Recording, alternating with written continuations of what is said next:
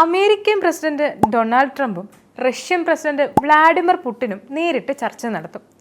Ukraine president സെലൻസ്കിയെയും പങ്കെടുപ്പിക്കാനാണ് നീക്കം.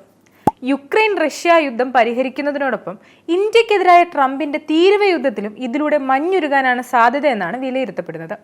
അടുത്ത ആഴ്ച തന്നെ ട്രംപ് പുടിൻ കൂടിക്കാഴ്ച നടത്തുമെന്നാണ് കരുതപ്പെടുന്നത്. ഇന്നലെ യൂറോപ്യൻ നേതാക്കളുമായി നടത്തിയ ഫോൺ ചർച്ചയിൽ ട്രംപ് ഇക്കാര്യം പങ്കുവച്ചതായി ന്യൂയോർക്ക് ടൈംസ് റിപ്പോർട്ട് ചെയ്തു. ട്രംപിന്റെ പ്രത്യേക ദൂതൻ സ്റ്റീവ് വിറ്റ്കോഫ് നേരത്തെ പുടിനുമായി നേരിട്ട് കൂടിക്കാഴ്ച നടത്തിയിരുന്നു. എന്നാൽ പുടിനും സെലൻസ്കിയും ചർച്ചയിൽ പങ്കെടുക്കാൻ വിസമ്മതിച്ചോ എന്ന കാര്യം വ്യക്തമല്ല. അവർ പങ്കെടുക്കുമെന്നാണ് പ്രതീക്ഷയെന്നും എന്നാൽ എവിടെയാണ് ചർച്ച നടത്തേണ്ടതെന്ന കാര്യത്തിൽ തീരുമാനം ആയിട്ടില്ലെന്നും ട്രംപ് വ്യക്തമാക്കുന്നു.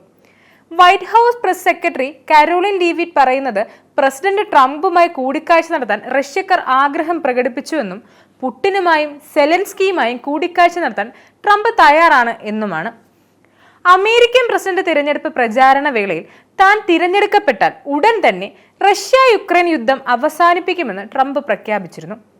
എന്നാൽ യുദ്ധം അവസാനിച്ചില്ല എന്ന് മാത്രമല്ല, റഷ്യ യുക്രൈൻ നേർക്ക് അതിശക്തമായ രീതിയിൽ ആക്രമണം തുടരുകയാണ്. കഴിഞ്ഞ മാസം പുടിൻ ചർച്ചയിൽ പങ്കെടുക്കാനും വെടിനിർത്തലിന് സമ്മതിക്കാനും 50 ദിവസത്തെ സമയം നൽകുമെന്ന് ട്രംപ് വ്യക്തമാക്കിയിരുന്നു. ഇല്ലെങ്കിൽ റഷ്യയ്ക്ക് കൂടുതൽ സാമ്പത്തിക ബുദ്ധിമുട്ടുകൾ നേരിടേണ്ടി വരുമെന്നും ട്രംപ് മുന്നറിയിപ്പ് നൽകിയിരുന്നു. സ്കോട്ട്ലൻഡിലേക്കുള്ള യാത്രക്കിടെ ട്രംപ് ആ കാലയളവ് വെറും 10 ദിവസമായി ചുരുക്കിയിരുന്നു. തന്റെ പ്രത്യേക ദൂതൻ Steve Witkoff Russian President Vladimir പുടിനുമായി വളരെ ഫലപ്രദമായ ഒരു കൂടിക്കാഴ്ച നടത്തിയതായും അക്കാര്യത്തിൽ വലിയ പുരോഗതി കൈവരിച്ചതായും ട്രംപ് വ്യക്തമാക്കി. 2018 നവംബറിൽ ബ്യൂണസ് ഐറിസിൽ നടന്ന G20 ഉച്ചകോടിക്കിടെ ഔപചാരികമല്ലാത്ത സംഭാഷണത്തിൽ ഏർപ്പെട്ടതിനു ശേഷം ട്രംപ് പുടിനെ നേരിട്ട് കണ്ടിട്ടില്ല.